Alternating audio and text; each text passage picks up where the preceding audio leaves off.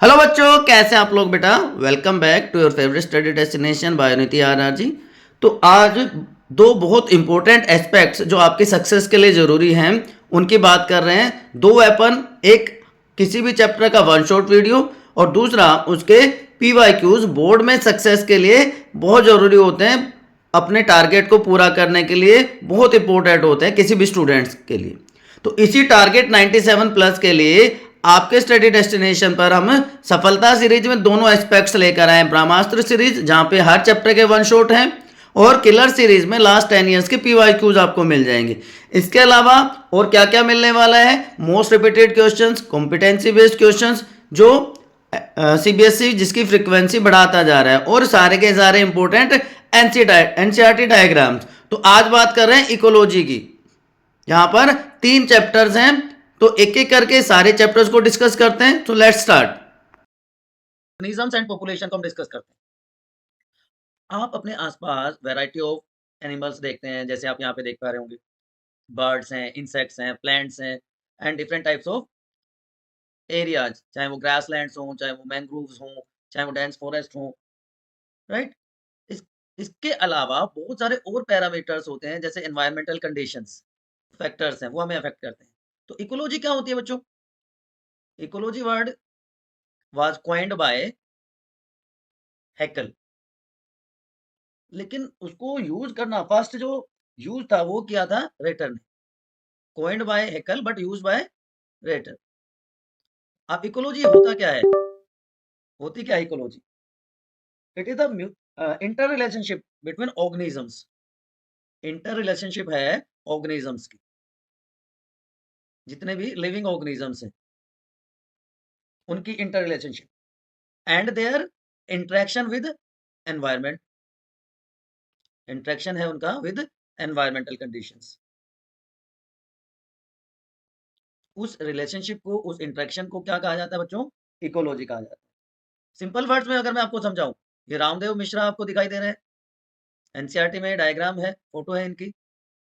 Father of ecology in India. Ecology को popular करने में इनका बहुत बड़ा कंट्रीब्यूशन रहा इंडिया में।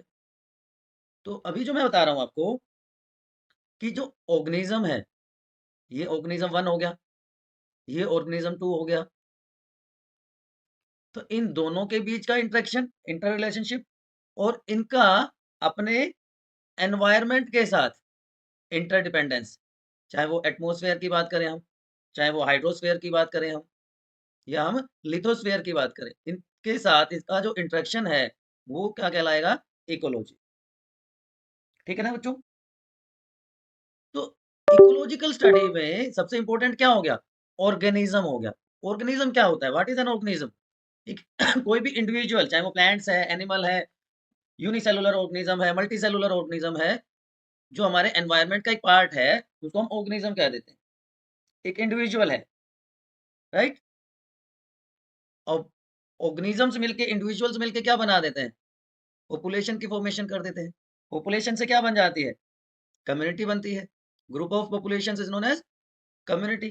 Community give rise to ecosystem. Ecosystem से लैंडस्केप बन जाता है। लैंडस्केप फॉर्म्स बायोम, और बायोम से बायोस्फीयर की फॉर्मेशन होती है। So these are different levels, but ये अभी सिलेबस से हटा दिया गया बच्चा। ये सारे पैरामीटर्स अभी हटा दिए गए हैं, बट आपको आइडिया देना जरूरी था, इसलिए मैंने आपको ये सारी चीजें बताई हैं। तो ऑर्गेनिजम्स में सारे के टाइप के ऑर्गेनिजम्स आ गए, चाहे वो फिशेस हैं, माइक्रो ऑर्गेनिजम्स हैं, बर्ड्स हैं, एनिमल्स हैं, ये सारे मिलके ऑर्गेनिजम्स कहलाते हैं। And these are dependent on their environmental conditions, या अपने सराउंडिंग एटमॉस्फेयर पे, एनवायरमेंट पे ही डिपेंड करते हैं। तो एनवायरमेंट एक रेगुलेटरी फैक्टर हो गया, है ना। रेगुलेटरी फैक्टर क्या हो गया ऑर्गेनिजम्स के लिए बच्चों? एनवायरमेंट हो गया। एनवायरनमेंट में दो तरह के फैक्टर्स हैं। बायोटिक फैक्टर्स, जिसमें सारे के सारे लिविंग ऑर्गेनिजम्स आ गए, starting from plants, animals, micro organisms. और दूसरा क्या हो गया? एबायोटिक फैक्टर्स, जो ऑलरेडी मैं आपको बता चुका हूं। तो इनका जो इंटरेक्शन है वो ये क्या कहला रहा है? वही क्या कहला रहा है बच्चों? इकोलॉजी कह रहा है। समझ में आ गई बातें? तो ऑर्गेनाइजेशन में ऑर्गेनिज्म से क्या बना है? ऑर्गेनिज्म से क्या बन गया? ऑर्गेनाइजेशन। कि मान लीजिए एक पजल है, इसके चार अलग अलग पार्ट्स हैं।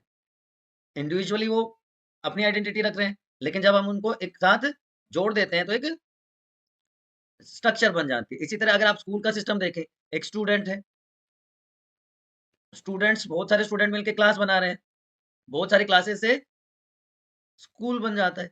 तो ये एक ऑर्गेनाइजेशन है। इसी तरह लिविंग ऑर्गेनिजम्स में भी ऑर्गेनाइजेशन देखने को मिलती है। 4 लेवल है ऑर्गेनाइजेशन के मेनली। ऑर्गेनिज्म, ऑलरेडी मैंने बताया ऑर्गेनिज्म से क्या बन जाता है? Population, population give rise to community, और कम्युनिटी से क्या बन जाते हैं? Biomes. Group of similar organisms is called, group of similar organisms is known as population. इसी तरह group of populations of different species, group of population, sorry community की बात कर रहे हैं हम, group of population of different species, वो क्या कहलाएगा? कम्युनिटी बना देता है। और it give rise to biome.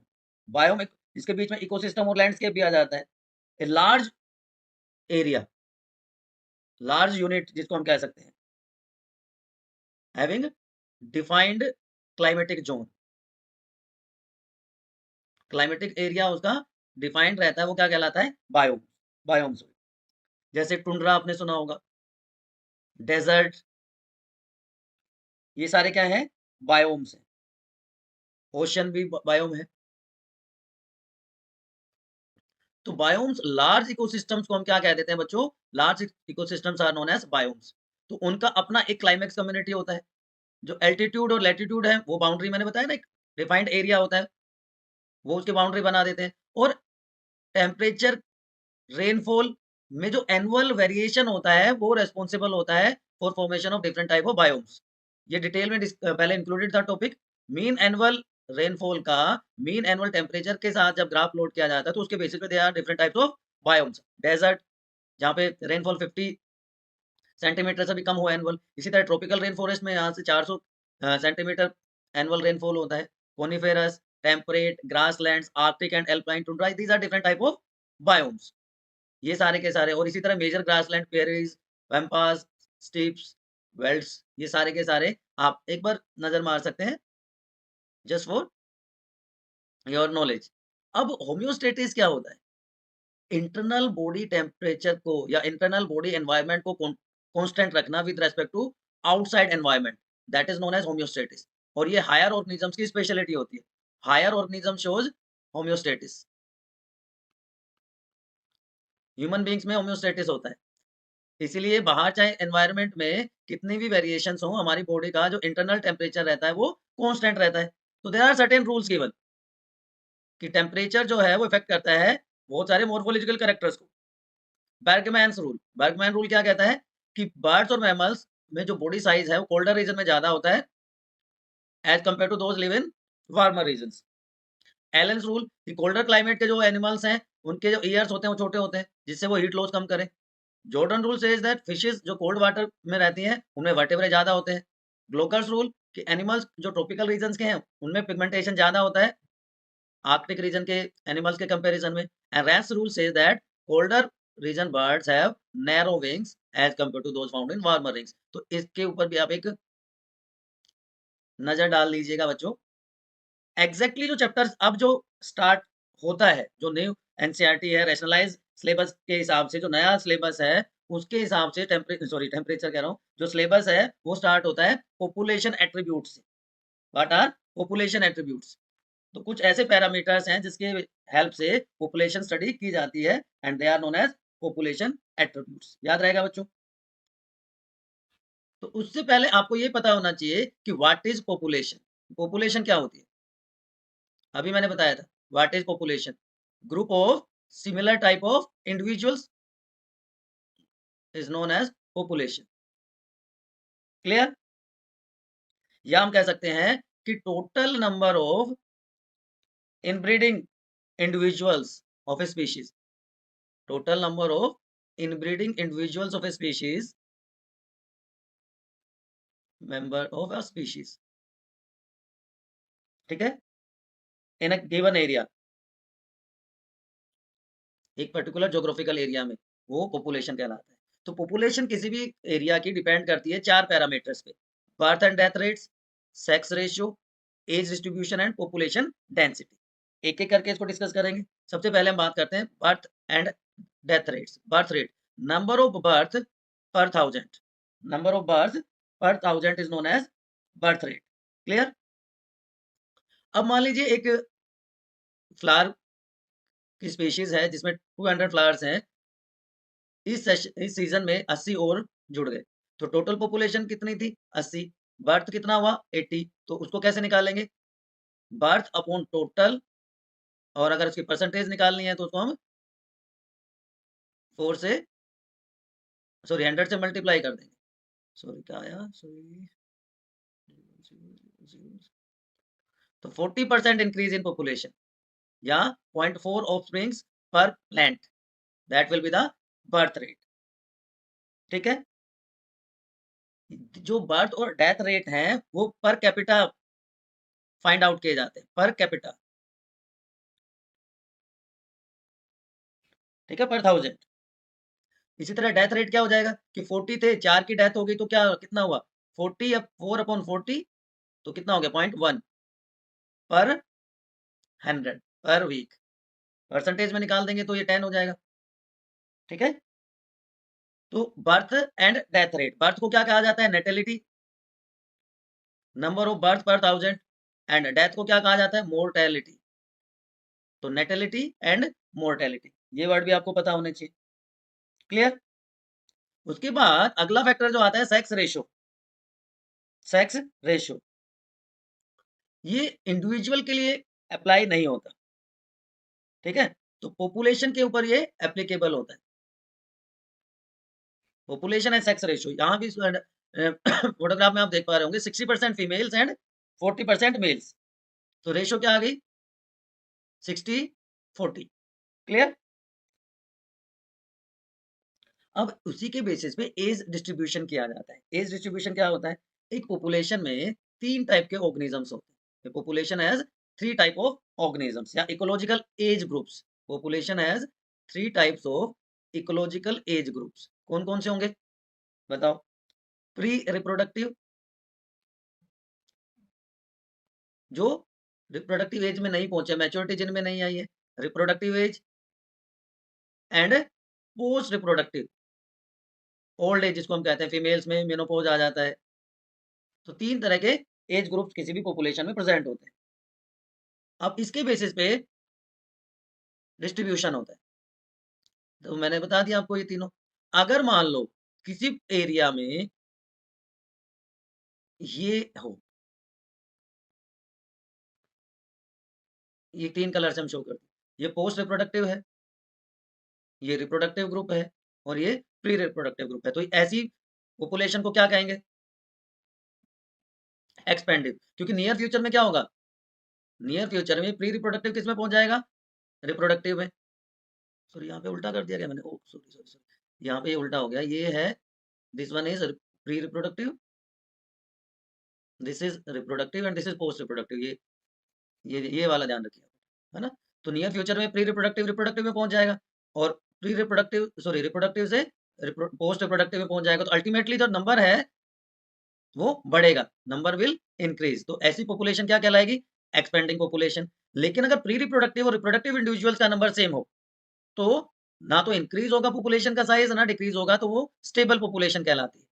But अगर प्री रिप्रोडक्टिव इंडिविजुअल्स का नंबर कम हो जाए, रिप्रोडक्टिव या पोस्ट रिप्रोडक्टिव के बराबर हो, तो नियर फ्यूचर में टोटल नंबर जो है इंडिविजुअल्स का उस पॉपुलेशन में कम हो जाएगा, तो पॉपुलेशन साइज विल डिक्रीज। ठीक है? तो एज पिरामिड जो है ना, age pyramids gives idea about population distribution in a given area. तो ये अलग अलग टाइप के हो सकते हैं। ठीक है? तो आप इसमें बताइए कौन सी है? एक्सपेंडिंग पॉपुलेशन में क्या होगी ये? It is somewhat triangular. Age pyramid triangular हो जाएगा in case of expanding population. Stable population के केस में कैसा होगा कि जब प्री रिप्रोडक्टिव और रिप्रोडक्टिव ऑलमोस्ट इक्वल हो, तो कैसा हो जाएगा? Bell shaped. वो कैसा हो जाएगा? Bell shaped. और डिक्लाइन पॉपुलेशन में कैसा हो जाएगा? Urn shaped. Urn shaped age pyramid. Clear है बच्चों? तो triangular, bell shaped and urn shaped, तीन टाइप के एज पिरामिड देखने को मिलते हैं। अब ये क्लियर हो गया expanding stable and decline population. तो जो पॉपुलेशन साइज है वो डिपेंड कर रहा है किस किस पे, बताओ? पॉपुलेशन साइज डिपेंड करता है, बोलो फटाफट। Population size depends on various factors like natality, mortality, carrying capacity. अब आप कहोगे सर आपने तो कैरिंग कैपेसिटी बताया ही नहीं, क्या होता है? व्हाट इज कैरिंग कैपेसिटी, है ना? व्हाट इज कैरिंग कैपेसिटी, वो भी बताएंगे बच्चों। अब ये ब्यूटीफुल सी पिक्चर देखिए आप पहले। Siberian cranes at Bharatpur wetlands, millions of chlamydomonas in a pond। मतलब यहाँ पे मैं बात कर रहा हूँ साइज की, राइट? साइज इन नेचर बहुत कम हो सकता है या ये मिलियंस में जा सकता है, दोनों को अगर कंपेयर करोगे तो पॉपुलेशन साइज, जिसको टेक्निकली हम क्या कहते हैं, पॉपुलेशन डेंसिटी, और इसको कैपिटल एन से शो किया जाता है, इसको कैपिटल एन से शो किया जाता है। क्या होता है population density? It is number of individuals, sorry population density को डी से शो करेंगे, number of individuals upon space या एरिया। तो नंबर ऑफ इंडिविजुअल एन हो गया कैपिटल एन, और एरिया क्या हो गया, स्पेस क्या हो गया, एस। तो D is equal to N upon S, ठीक है? So population density is number of individuals of a species per unit area. Number of individuals of a species per unit area is known as population density. और carrying capacity की जो मैं बात कर रहा था, कैरिंग कैपेसिटी क्या होती है? Number of individuals which can survive in an area successfully without facing any problem. Number of individuals in an area which can survive successfully without any competition. ठीक है? अब मान लो, ये मैं एक और एग्जांपल देता हूं आपको कि पॉपुलेशन डेंसिटी को मेजर कैसे किया जाता है, या तो नंबर से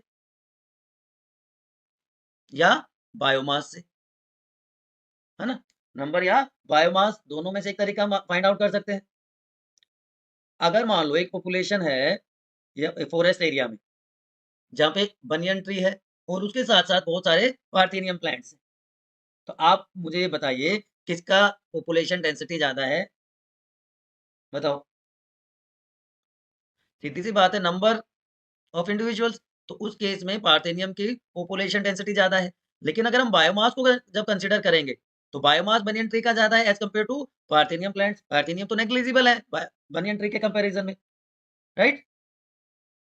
तो बायोमास भी यूज किया जा सकता है as a measure of density. Forest में जो पॉपुलेशन साइज है वो इनडायरेक्टली एस्टिमेट किया जा सकता है विदाउट एक्चुअली काउंटिंग देम।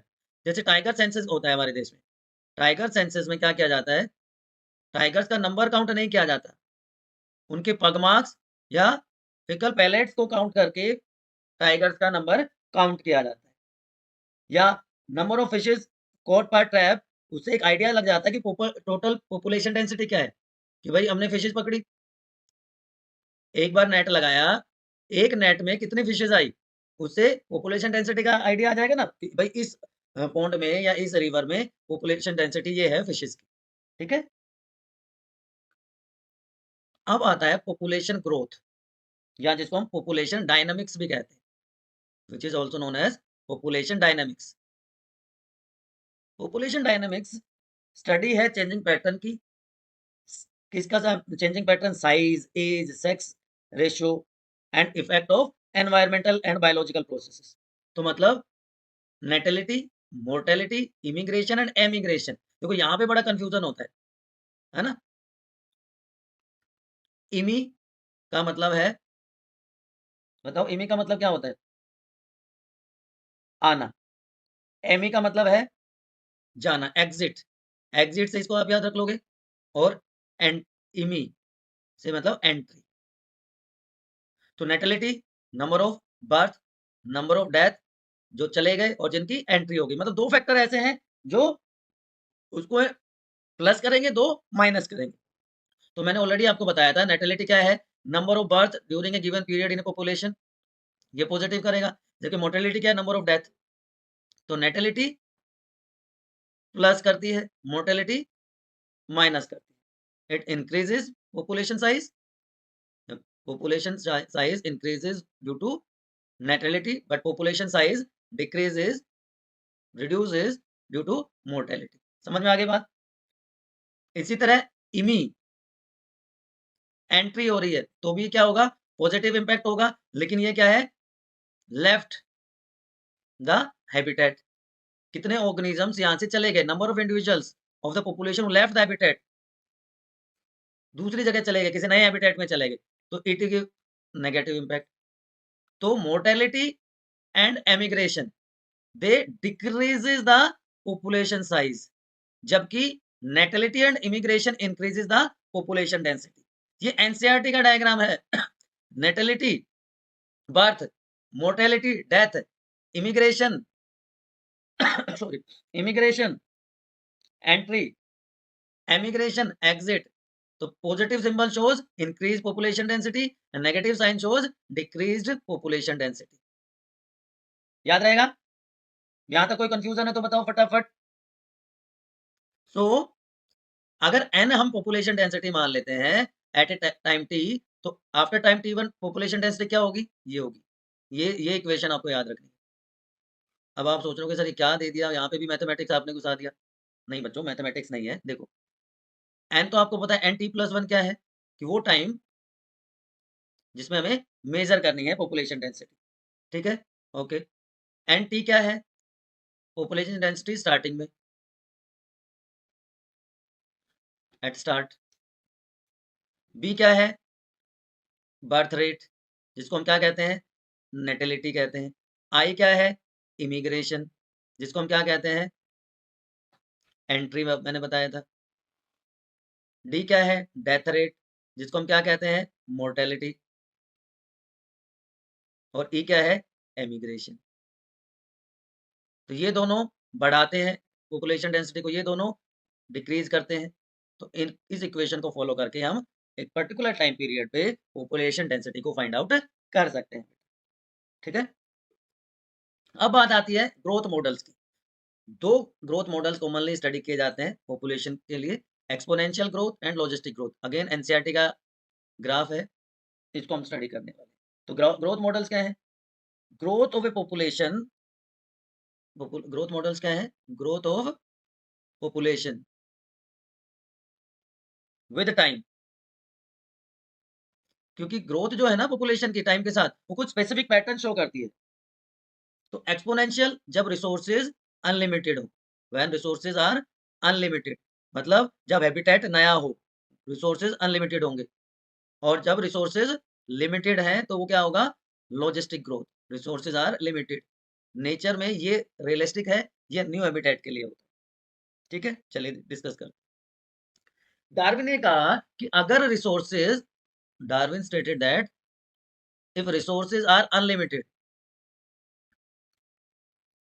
कि कोई कंपटीशन नहीं है, नो कंपटीशन। कंपटीशन किस किस के लिए, competition for food and space mainly. तो क्या होगा, elephant one of the slowest breeders, one of the slowest breeders, अगर इसको कंपटीशन फेस नहीं करना पड़ेगा, रिसोर्सेज अनलिमिटेड रहेंगे, तो इन्हें टाइम पीरियड उस स्लोएस्ट ब्रीडर का जो पॉपुलेशन साइज है, पॉपुलेशन डेंसिटी है, वो भी ड्रास्टिकली इंक्रीज हो जाएगी, कोई अगर स्ट्रगल नहीं है तो। ठीक है, तो उसके लिए जो ग्राफ होता है that is known as J shaped graph, that is known as J shaped graph. और उसकी इक्वेशन क्या है, इंक्रीज और decrease in population density during time period T, dn upon dt is equal to b minus D. B क्या है, birth rate है, D क्या है, डेथ रेट है, n क्या है, पॉपुलेशन डेंसिटी। तो b माइनस डी क्या आ जाता है, बर्थ माइनस डेथ रेट को हम क्या कह देते हैं, r।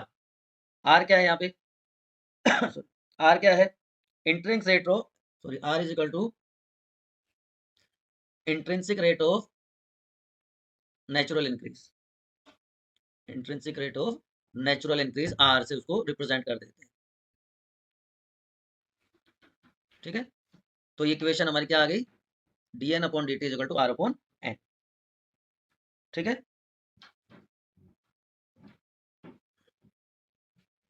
बात समझ में आ गई? यहाँ तो कोई कंफ्यूजन है तो बताओ, यहाँ तो कोई समस्या है तो बताओ, फटाफट फटाफट फटाफट फटाफट। अब जो मैग्नीट्यूड है आर वैल्यूज का, नॉर्वे रेड के लिए 0.015 है, जबकि फ्लोर मेटल के लिए 0.12 है। 81 में 1981 में जो आर की वैल्यू थी फॉर ह्यूमन पॉपुलेशन, या हम कह सकते हैं ह्यूमन ग्रोथ, वो कितनी रही होगी बता सकते हो आप? It was 0.0205। आप में से कितने बता सकते हैं करंटली कितना है, बताइए। ठीक है, अगर इसकी इंटीग्रल फॉर्म को स्टडी किया जाए, इंटीग्रल फॉर्म जो है एक्सपोनेंशियल ग्रोथ इक्वेशन की, वो है N T is equal to N naught E R T. यहाँ पे एन टी क्या हो गया, उस टाइम पीरियड पे जहाँ पे हम पॉपुलेशन डेंसिटी फाइंड आउट करना चाहते हैं। एन नोट क्या है, पॉपुलेशन डेंसिटी स्टार्टिंग में जब टाइम 0 था। आर हमें पता है intrinsic rate of natural increase, and E is the base of natural log जिसकी वैल्यू है 2.71। तो इससे हम इसको इंटीग्रल फॉर्म भी निकाल सकते हैं एक्सपोनेंशियल ग्रोथ। ठीक है जी, अगर कोई स्पीशीज एक्सपोनेंशियली ग्रो कर रही है तो जब रिसोर्सेज अनलिमिटेड हैं, देन इस तरह का ग्रोथ मॉडल मिलता है जिसको जे शेप्ड ग्रोथ का भी कहते हैं। तो देखिए, ड्रास्टिक इंक्रीज है, एक्सेलरेशन हो गया, लैग फेज का मतलब इनिशियल फेज है, उसके बाद एक्सेलरेशन आ गया, तो जे shaped growth curve is obtained when time is plotted against population density. लेकिन नेचर में ये होता नहीं, नेचर में ऐसा नहीं होता है। तो नेचर में कौन सा ग्रोथ मॉडल होता है, कौन सी ग्रोथ होती है, लॉजिस्टिक ग्रोथ। लॉजिस्टिक ग्रोथ का क्या मतलब हो गया यहाँ पे, कि रिसोर्सेज आर लिमिटेड। ठीक है, तो रिसोर्सेज जब लिमिटेड है तो there is struggle for food and space. ठीक है जी, स्ट्रगल होगी तो क्या होगा, अब वो वर्ड यहाँ पे इंपॉर्टेंट रोल प्ले करेगा जो मैं बता रहा था आपको, कैरिंग कैपेसिटी। कैरिंग कैपेसिटी क्या थी बताओ? व्हाट वाज कैरिंग कैपेसिटी, कि नेचर में या किसी गिवन हैबिटेट में रिसोर्सेज जो है, resources can support a certain number of individuals of a population, certain number of individuals of population, जहां पे वो सक्सेसफुली इजीली सर्वाइव कर सके, वो क्या कहलाता है, उसकी कैरिंग कैपेसिटी कहलाता है, जिसको हम किससे शो करते हैं, के से। ठीक है, बियॉन्ड दैट स्ट्रगल स्टार्ट्स। तो जब किसी हैबिटेट में पॉपुलेशन ग्रो करती है विद लिमिटेड रिसोर्सेज, तो एक इनिशियली एक लैग फेज होता है, initially there is a lag phase, उसके बाद acceleration, fast increase, and then carrying capacity आ गई, ये एसिप्टोट, ये सैचुरेशन पॉइंट आ गया, इसके बियॉन्ड पॉपुलेशन डेंसिटी इंक्रीज नहीं होती। ठीक है जी, कि कैरिंग कैपेसिटी जैसे ही आ जाएगी उसके बाद there will be no further increase. तो अगर एक ग्राफ प्लॉट करते हैं पॉपुलेशन डेंसिटी का टाइम के साथ, तो सिग्मोइड ग्रोथ या सिग्मोइड कर्व इज ऑब्टेन्ड। तो इसका मतलब लॉजिस्टिक ग्रोथ के लिए सिग्मोइड कर्व ऑब्टेन्ड होती है, और इसको हम रिप्रेजेंट कर सकते हैं by this, dn upon dt is equal to R N K minus N upon K. यहाँ पे क्या है, कैरिंग कैपेसिटी है, बाकी पैरामीटर्स आपको पता है ऑलरेडी, क्या है, एन पॉपुलेशन डेंसिटी। ठीक है, टाइम टी पे, आर क्या है, intrinsic rate of natural increase. तो since resources for most animal population has limited, resources limited है, तो लॉजिस्टिक ग्रोथ मॉडल जो है वो ज्यादा रियलिस्टिक होता है, इसलिए इसको सिग्मोइड ग्रोथ भी कहा जाता है। This was given by two scientist Verhulst and Pearl, तो इसको वर्नर्स्ट पर्ल लॉजिस्टिक ग्रोथ भी कहा जाता है। ठीक है, अब आपने देखा था यहाँ पे मैंने क्या वर्ड लिखा हुआ था, यहाँ पे क्या वर्ड था? एसिम्प्टोट, मतलब इक्विलिब्रियम, इक्विलिब्रियम, इक्विलिब्रियम फेज। ये वो फेज है when k become equal to n, carrying capacity is equal to population density. समझ में आ गई बात बच्चों? तो ये दो ग्रोथ मॉडल्स हैं। चलो इसका एक बार कंपैरिजन करके देखते हैं, दोनों का कंपैरिजन बताओ। चलो फटाफट, पहला पॉइंट, पहला डिफरेंस, यहाँ पे रिसोर्सेज अनलिमिटेड एक्सपोनेंशियल है इधर, और इधर लॉजिस्टिक है। रिसोर्सेज अनलिमिटेड, यहाँ पे रिसोर्सेज हो गए, बताओ, resources are limited. Second point of difference क्या होगा? Stationary phase is never achieved, stationary saturation phase seldom achieve. यहाँ पे जो स्टेशनरी फेज है वो आ जाता है, कैरिंग कैपेसिटी आ जाती है, इक्विलिब्रियम आ जाता है। इसमें लैग और लॉग दो फेजेस ही थे, इसमें लैग फेज था और लॉग फेज था, two phases, lag and log. यहाँ पे कितने फेजेस हैं? तीन फेज हैं, बल्कि चार हैं, लैग, लॉग, उसके बाद acceleration and then steady equilibrium. ठीक है जी।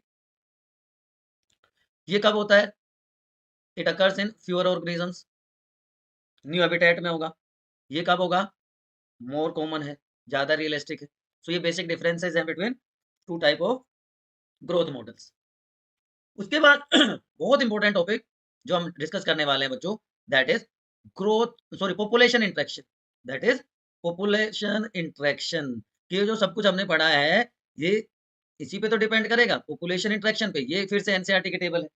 पॉपुलेशन इंटरेक्शन क्या होता है कि अर्थ पे, हमारे अर्थ पे कोई भी नेचुरल हैबिटेट नहीं है ऐसा, no natural habitat having single species, having single species. इसका मतलब क्या हुआ? मोर मतलब there is a interaction of species. Plant species जो अपना फूड खुद बनाती है, वो भी खुद सर्वाइव नहीं कर सकती। आप सोच रहे होंगे कि भाई प्लांट तो खुद अकेले सर्वाइव कर सकते हैं, नहीं। Plants also need microbes from the soil, है ना, जिसे वो to break down organic matter. और बाकी एनिमल्स तो डायरेक्टली या इनडायरेक्टली प्लांट्स पे ही डिपेंड करते हैं for their food and requirements. तो यहाँ पे जो इंट्रैक्शंस हैं उनको हम डिस्कस कर लेते हैं। एक बार मैं आपको टेबल समझा देता हूँ, उसके बाद उसको डिटेल में डिस्कस करेंगे। देखो, दो स्पीशीज हैं, स्पीशीज ए एंड बी, और टाइप ऑफ इंट्रैक्शन, ठीक है। पहले हम बात कर रहे हैं with no harm, with no harm, ठीक है, दैट इज कॉल्ड म्यूचुअलिज्म। वो क्या है? म्यूचुअलिज्म। या हम कह सकते हैं विद पॉजिटिव इफेक्ट, कि दोनों को बेनिफिट मिल रहा है, तो पॉजिटिव इफेक्ट है, ठीक है, पॉजिटिव पॉजिटिव। दूसरा है कंपटीशन। कंपटीशन में तो क्या होगा? कंपटीशन डायरेक्ट भी हो सकता है, कंपटीशन इनडायरेक्ट भी हो सकता है ना। तो इसमें दोनों को ही नुकसान होता है, तो नेगेटिव इंटरेक्शन हो गया। प्रीडेशन, जो खाने वाला है, जो स्ट्रोंगर है, जो प्रीडेटर है, उसको फायदा होगा, और जो प्रे है उसको नुकसान होगा, तो ये भी पॉजिटिव इंटरेक्शन होता है।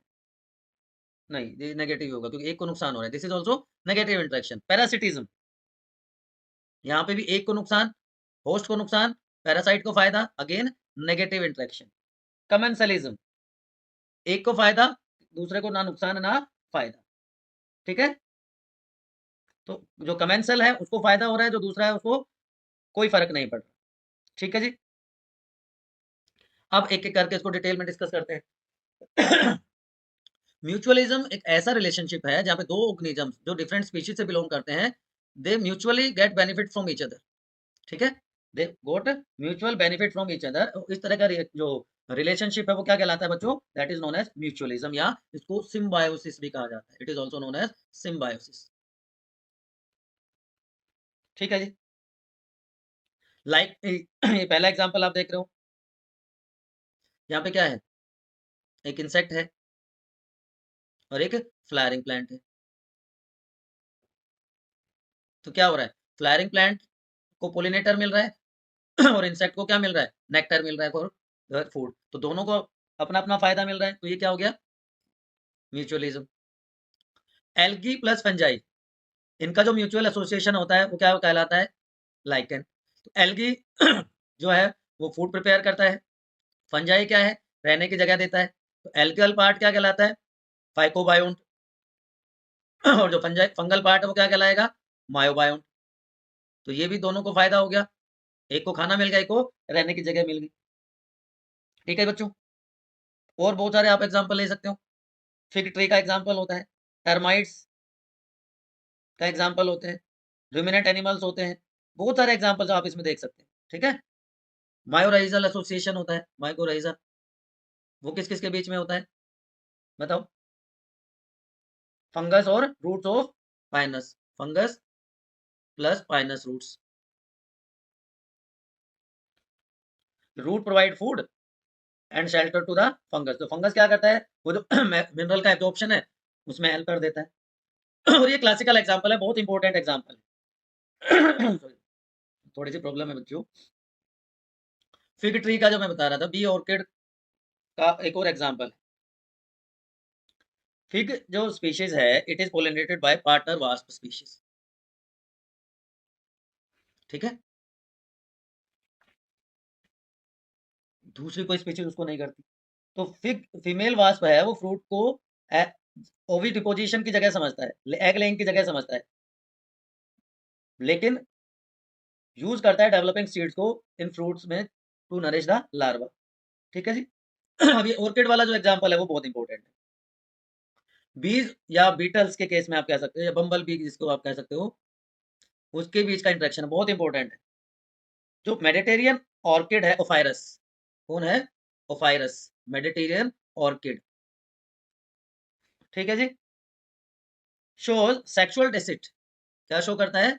सेक्सुअल डेसिट, मतलब one petal of orchid flower have resemblance to female beetle, मतलब मेल बीटल को ऐसा लगता है कि इट इज फीमेल बीटल। ठीक है, तो male gets attracted towards this petal, ठीक है, to copulate, and this is known as pseudo copulation. तो कोपुलेट करने की कोशिश करता है, उस प्रोसेस में वो जो है पोलन ग्रेन्स को ट्रांसफर करने में हेल्प करता है, पोलिनेशन में हेल्प कर देता है। ठीक है, second one is commensalism. Commensalism क्या होता है?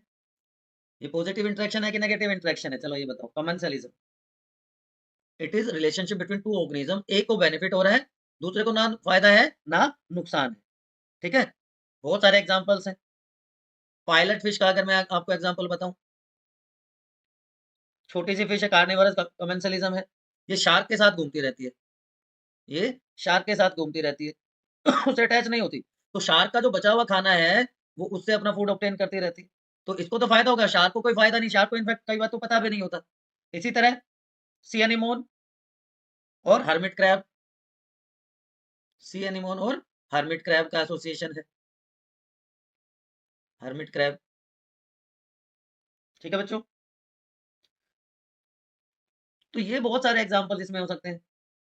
क्लोन फिश, क्लोन फिश का एग्जांपल दे सकते हो। ये बार्नेकल्स ऑन बैक ऑफ व्हेल, ये orchid growing in mango tree, ये और एग्जांपल्स हैं। कॉमन से ये बहुत सॉरी, ये बहुत क्या कॉमन एग्जांपल आपने देखा होगा एग्रीकल्चरल फील्ड्स में, जो हमारे बफेलोज हैं उनकी बॉडी पे ये एयरगेट्स मिलते हैं, है ना। कैटल एयरगेट्स जो है वो ग्रेजिंग ग्राउंड्स में घूमते रहते हैं। जैसे कैटल मूव करेगा, हमारी बफेलो या काऊ मूव करेगी, तो वो कुछ इंसेक्ट्स को बाहर निकाल देते हैं फ्रॉम वेजिटेशन, और जो एयरगेट है उन इंसेक्ट्स पे फीड करता है। ठीक है, उनके बिना उसके लिए थोड़ा सा मुश्किल हो जाता है। ठीक है, third one is amensalism. Commensalism की बात करी अभी हमने, तीसरा है एमेंसलिज्म। एमेंसलिज्म में दो डिफरेंट स्पीशीज हैं, उनके बीच का इंटरेक्शन है, एक को नुकसान है, दूसरे को ना फायदा ना नुकसान। अब ये एलिफेंट ने स्टैम्प कर दिया इंसेक्ट के ऊपर, तो इंसेक्ट को तो नुकसान हो गया, एलिफेंट को ना फायदा ना नुकसान। एग्जांपल एल्गल ब्लूम का एग्जांपल आप दे सकते हो, एल्गल ब्लूम का एग्जांपल आप एमेंसलिज्म में दे सकते हो। ठीक है, उसके बाद अगला आ जाता है कंपटीशन।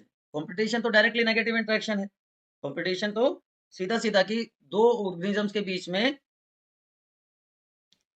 एक फाइट है, एक तरह से कह सकते हैं, जहां पे फिटनेस जो है एक स्पीशीज की वो कम हो जाती है in the presence of another species. सीधी सी बात है, जो स्ट्रॉन्ग होगा वो दूसरे की फिटनेस को कम कर देता है। तो कंपटीशन अलग अलग टाइप का हो सकता है, इंट्रा स्पेसिफिक हो सकता हो सकता है ना, इंट्रा या इंटर स्पेसिफिक हो सकता है। इंट्रा स्पेसिफिक का मतलब between members of different species, between members of different species. और एनवायरनमेंट के साथ भी कंपटीशन होता है, एनवायरनमेंट के साथ भी स्ट्रगल होती है ऑर्गेनिजम्स की, ठीक है। अब देखो, इसको बड़ा आसानी से समझते हैं। एक सिंपल सा एग्जांपल लेते हैं कि हमने लिया फ्लोर बीटल। थोड़ी देर पहले भी हमने बात करी थी फ्लोर बीटल की। फ्लोर बीटल हमने ली और उनको पेयर में रखा, 1, 8, 40, 80, इस तरह से पेयर्स में रखा, ठीक है। और एग का नंबर डिक्रीजिंग ऑर्डर में रखा, 10, 6, 2, 1, ठीक है जी।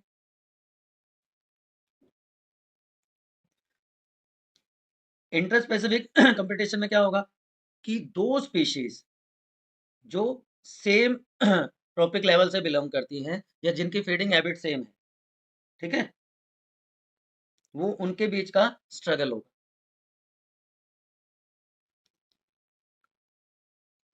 अब जो फ्लोर बीटल की हमने बात करी तो यहाँ पे जो इंट्रा स्पेसिफिक स्ट्रगल हुआ, कंपटीशन हुआ, वो कंट्रोल कर रहा है size of population through decreasing number of birth and their survival. बात समझ में आई?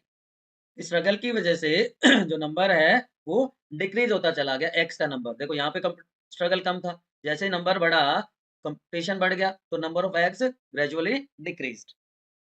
समझ में आ गई बात बच्चों? अब बात करते हैं हम कि जो इंडिविजुअल्स हैं, इंडिविजुअल्स ऑफ डिफरेंट स्पीशीज, उनके बीच में जो स्ट्रगल है, they do not have similar type of adaptation. उनमें एक जैसे अडेप्टेशन थोड़ी होंगे, एक टाइप की अडेप्टेशन नहीं होंगी ना। यस और नो बताओ? नहीं होंगी। तो वो क्या करते हैं, they try to prove their supremacy, they try to prove their supremacy कि मैं बेटर अडेप्ट होके और दूसरों के ऊपर सुपीरियरिटी शो करूं, ठीक है। क्योंकि डार्विन ने कहा था survival of the fittest.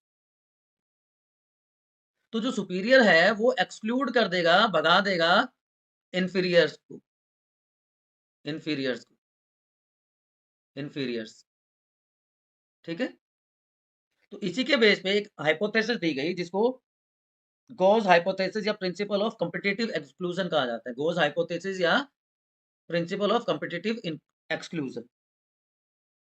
Goes ने क्या कहा कि दो क्लोज रिलेटेड स्पीशीज जहां पे रिसोर्सेज शेयर हो रहे हो कैन नॉट एग्जिस्ट इनडेफिनेटली, और जो कंपेटिटिवली जो इंफीरियर वन है वो एलिमिनेट हो जाएगा, सुपीरियर वन विल सर्वाइव, ठीक है।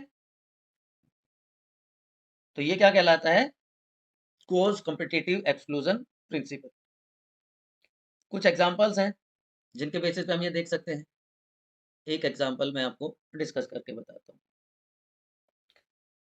कैथामेलस,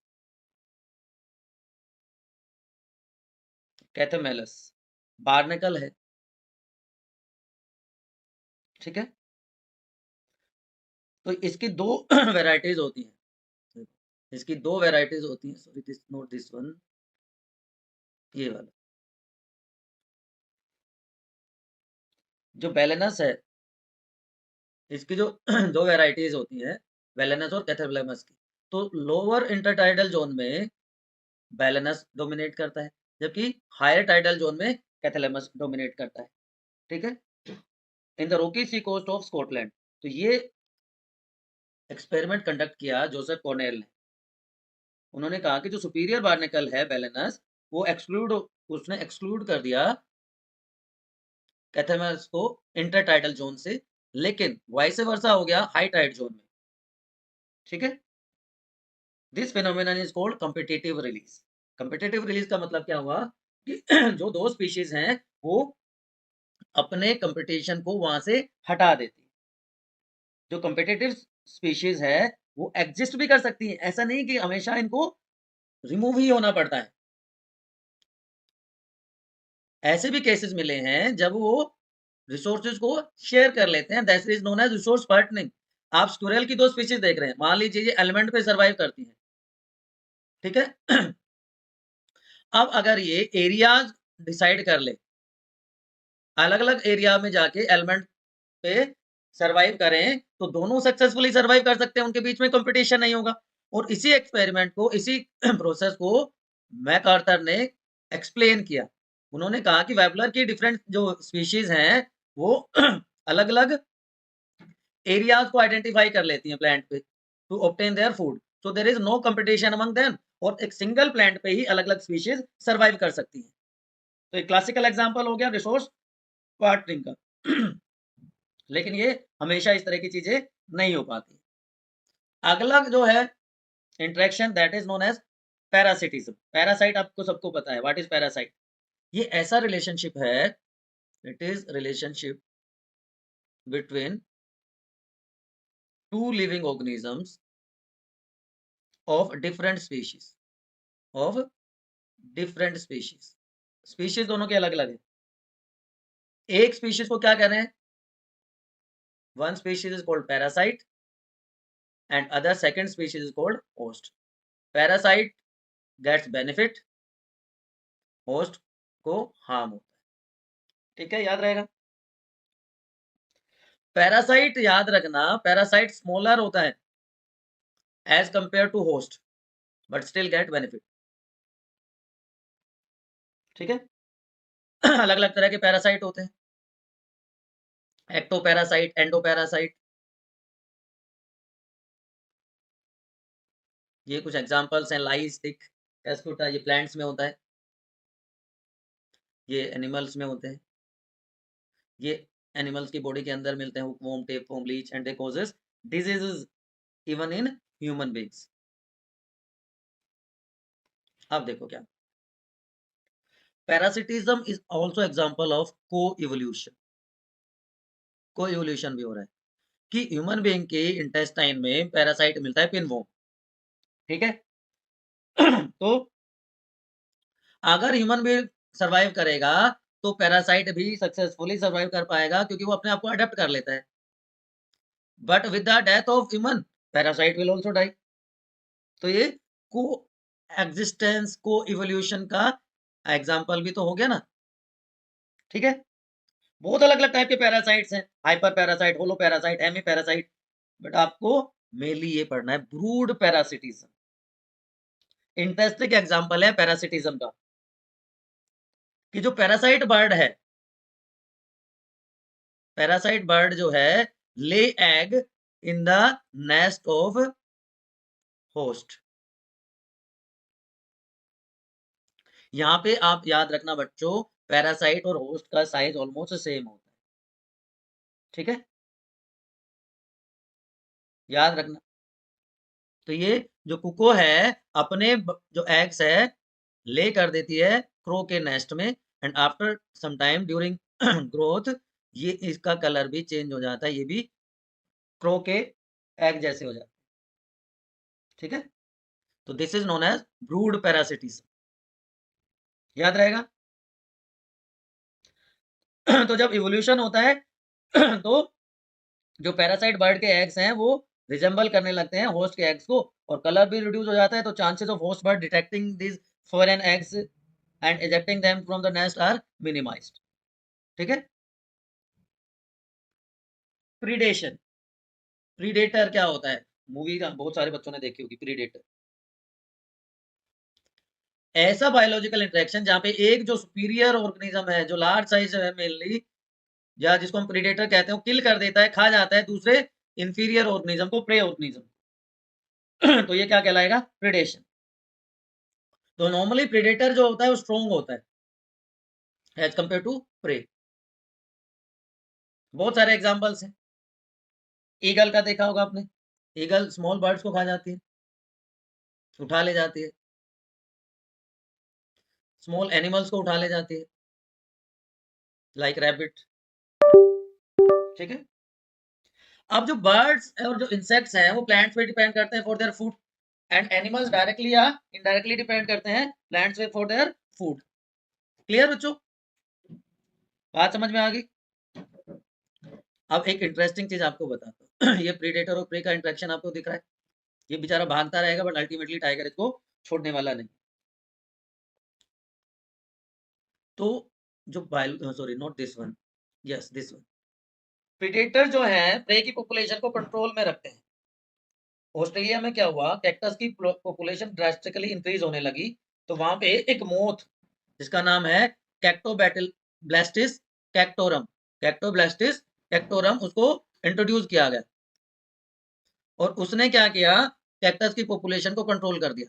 वो वाला कंफ्यूजन था, वो एक बार मुझे दोबारा बताना चाहिए कि थोड़ा सा कहीं ना कहीं वो कंफ्यूजन क्रिएट हो गया बच्चों में, अमेंसलिज्म और कमेंसलिज्म वाला, राइट। तो मैं दोबारा से आपके लिए उसको एक्सप्लेन करता हूँ, अमेंसलिज्म और कमेंसलिज्म। देखो पहला वर्ड है अमेंसलिज्म, अमेंसलिज्म क्या होता है, ऐसा इंटरेक्शन जहां पे दो इंडिविजुअल्स हैं, समझना बच्चों, दो इंडिविजुअल्स हैं और दो species, two individuals of two different species, one organism does not allow other to grow or live near it, ठीक है, याद रहेगी। इसका एग्जांपल पेनिसिलियम वाला था,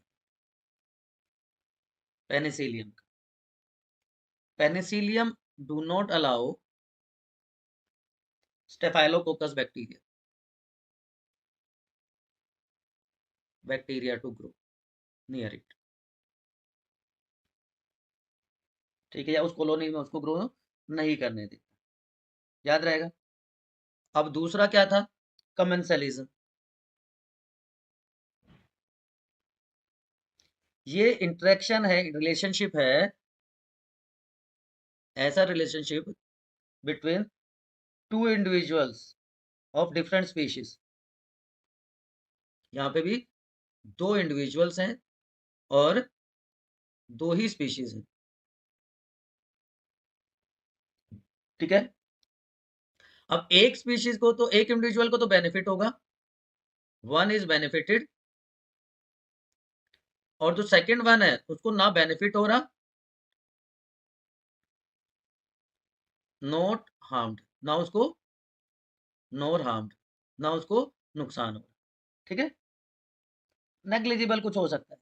तो इसका एग्जांपल मैंने बताया था पायलट फिश वाला और शार्क वाला, कि शार्क जब फीड करती है तो उसके जो छोटे छोटे पीसेस बच जाते हैं फूड के, तो ये जो है क्लोन फिश, ये छोटी छोटी फिशेज जो हैं शार्क के नीचे की तरफ से चलती हैं, ठीक है, छोटी फिशेज, तो उसका जो फूड गिरता है उससे ही अपना फूड ऑब्टेन कर लेती है, लेकिन ना तो ये इसकी बॉडी से अटैच्ड है, ना उससे डायरेक्टली कनेक्टेड है, ठीक है। दूसरा एग्जांपल मैंने बताया था सी एनीमोन और हर्मिट क्रैब का, सी एनीमोन प्लस हर्मिट क्रैब, ठीक, कि सी एनीमोन जो है वो कहाँ पे रहता है, क्रैब के शेल पे रहता है, तो उसको रहने की जगह मिल जाती है, वो अपना सक्सेसफुली सर्वाइव कर लेता है। कुछ लोग इसको प्रोटोकोपरेशन भी कहते हैं, कुछ लोग इसको प्रोटोकोपरेशन कहते हैं। तो जो सी एनिमोन है ये सेडेंट्री एनिमल है, ये सेडेंट्री ऑर्गेनिज्म एक ही जगह रहता है ऑलमोस्ट, जबकि जो हर्मिट क्रैब है वो मूव करता रहता है, फ्रीली स्विमिंग है। तो हर्मिट क्रैब जो है वो स्नेल के,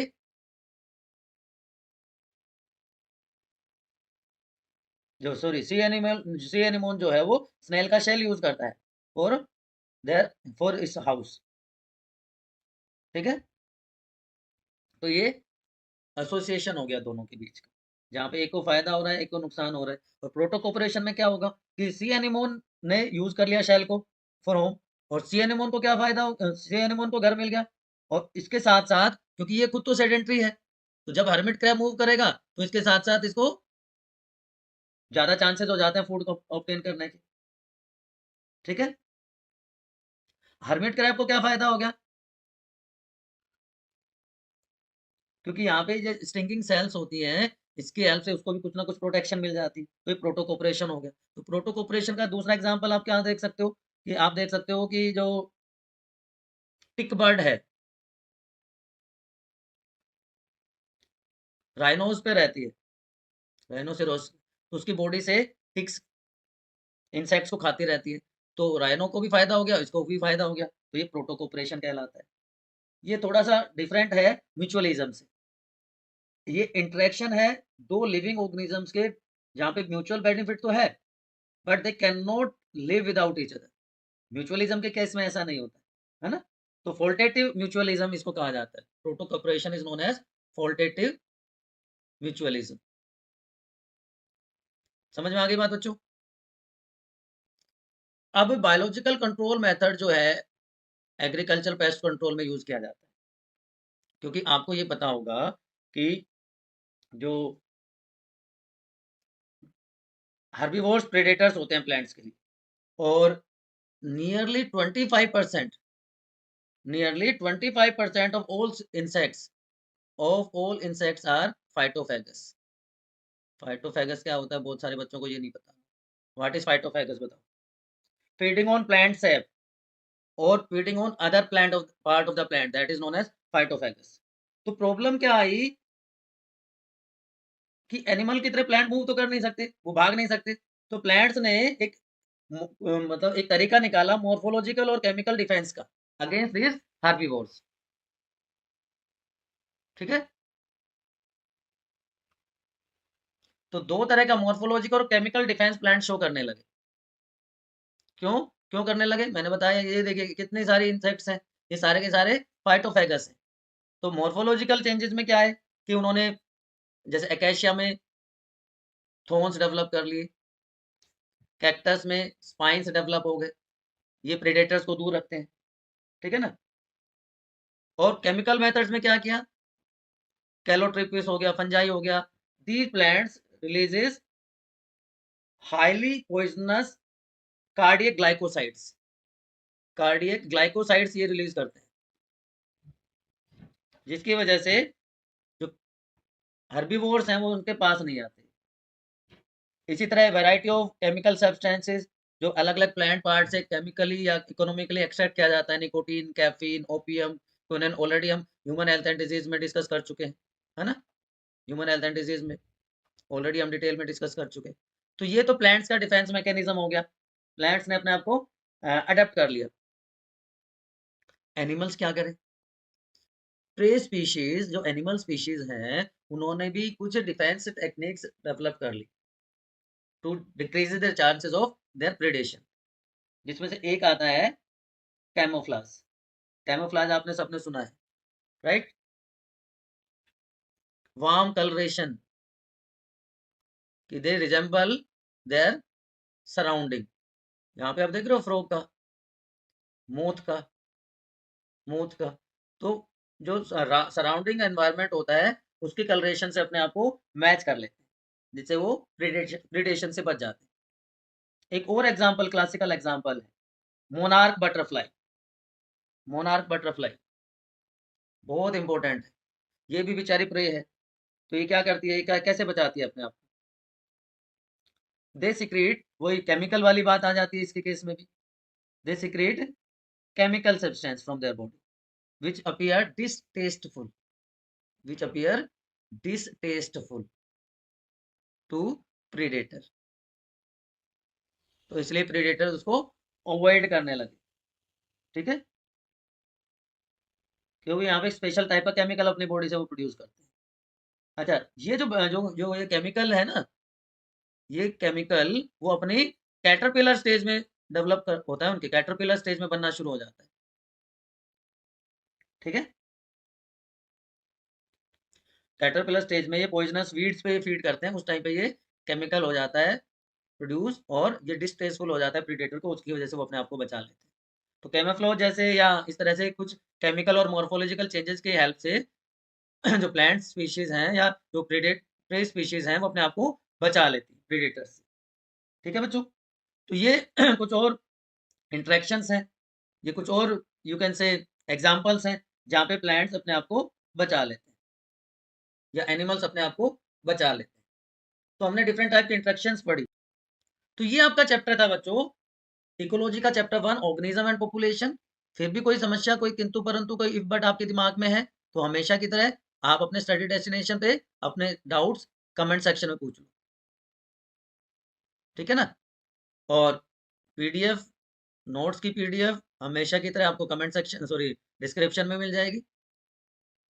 don't forget to subscribe, like and share, keep study.